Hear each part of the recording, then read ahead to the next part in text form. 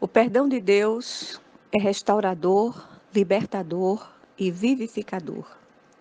Volta, ó Israel, para o Senhor teu Deus, porque pelos teus pecados estás caído. Tende convosco palavras de arrependimento e convertei-vos ao Senhor. Diz-lhe: perdoa toda iniquidade, aceita o que é bom, e em vez de novilhos, os sacrifícios dos nossos lábios. A Assíria já não nos salvará. Não iremos montados em cavalos, e não mais diremos a obra das nossas mãos: Tu és o nosso Deus. Por ti, o órfão alcançará misericórdia. Curarei a sua infidelidade. Eu de mim mesmo os amarei, porque a minha ira se apartou deles. Serei para Israel como orvalho. Ele florescerá como o lírio e lançará as suas raízes como o cedro do Líbano. Estender-se-ão os seus ramos. O seu esplendor será como o da oliveira e sua fragrância como a do Líbano. Oséias 14, 1 a 6. Precisamos nos encorajar mutuamente a receber e desfrutar do perdão de Deus. Esse perdão é restaurador e libertador sob todos os aspectos. O grande problema é que damos ouvidos às acusações do adversário e deixamos de desfrutar de uma vida de plenitude.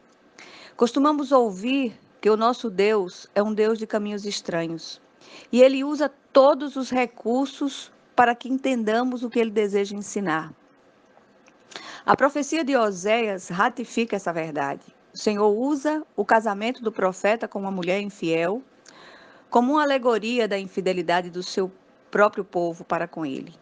O profeta Oséias era uma parábola viva, um sermão vivo no meio de uma geração pervertida e corrupta, infiel e apóstata. O Senhor ordenou a ele que tomasse uma mulher infiel, casasse com ela e gerasse filhos de prostituição, porque a terra havia se prostituído e se desviado do Senhor. Falamos sobre este assunto recentemente, mas o povo de Deus continua precisando ser mais lembrado que instruído. Muitos continuam vivendo uma vida de infelicidade por não confiar plenamente no perdão de Deus. Oséias casa-se com Gomer, uma mulher de má reputação, infiel. Por mais que Oséias a amasse e lhe fosse fiel, Gomer não o respeitava e ia após todo homem que passava. Deus mandava Oséias buscá-la novamente e oferecer-lhe mais uma oportunidade. Ele mandava o profeta amá-la e acolhê-la, para tipificar seu próprio amor, graça e cuidado pelo seu povo infiel. Ele fez isso muitas vezes. O texto que lemos no início é o desfecho do livro de Oséias. Ali vemos o povo sendo exortado por Deus, de uma forma dramática, a arrepender-se para que seja perdoado e alcance misericórdia. A profecia de Oséias é, sem sombra de dúvida, a mais dramática e contundente das Escrituras. Cada ato de infidelidade de Gomer era seguido por um ato de oportunidade, graça e perdão da parte de Oséias. A graça manifesta através de Oséias por sua esposa infiel era um sermão vivo, como já foi dito, que tipificava a graça de Deus por seu povo. O próprio profeta Oséias, em outro momento, ele diz: o Senhor falando por ele, o meu povo está sendo destruído porque lhe falta conhecimento. Em Israel, além da idolatria, havia ingratidão no coração do povo. Será que não acontece o mesmo em nosso meio? O livro termina com uma promessa gloriosa de perdão e restauração ao povo arrependido.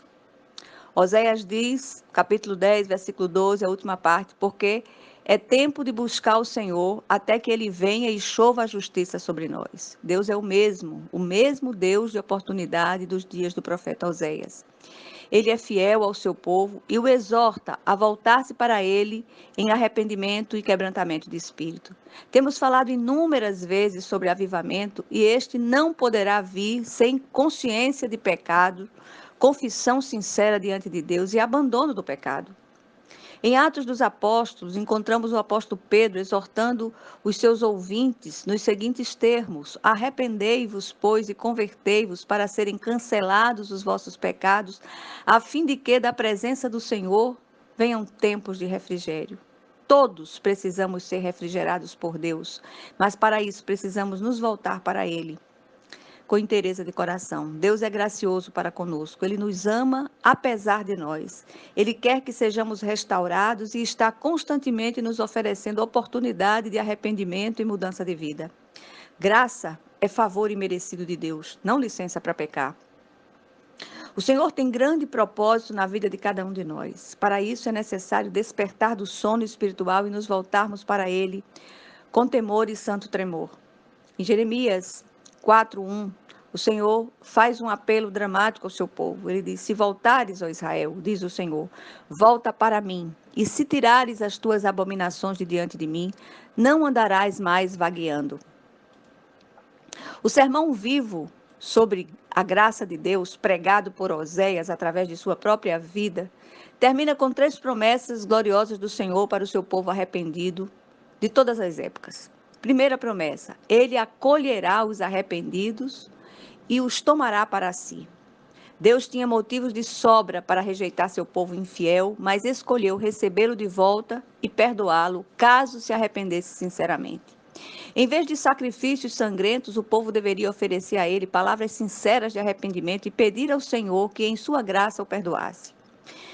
Pedir perdão pressupõe arrependimento. Arrependimento é chamado pelo apóstolo Paulo de tristeza segundo Deus. Essa tristeza é o peso esmagador da culpa quando pecamos.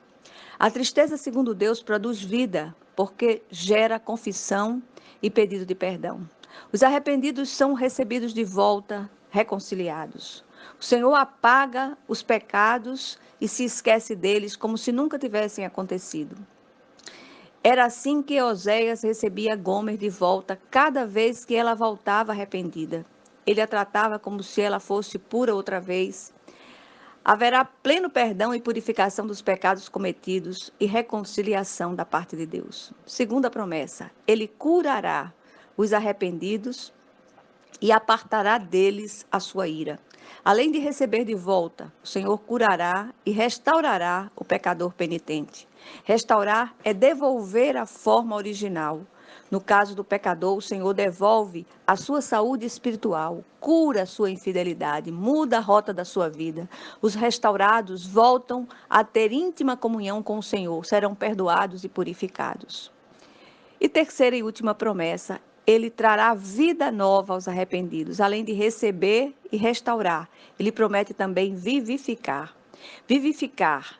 Esta palavra em hebraico é difícil de traduzir, mas o brotar da vida numa terra árida é o verdadeiro sentido de vivificar ou avivar. O coração distante de Deus é como um campo árido, sedento de chuva. Ele deseja que sintamos de novo a vida dele pulsar em nós. Assim, o perdão de Deus é restaurador, libertador e vivificador. Tão somente confiemos naquilo que já recebemos da parte de Deus. E se não recebemos ainda, busquemos isso de todo o nosso coração em nome de Jesus Cristo. Amém.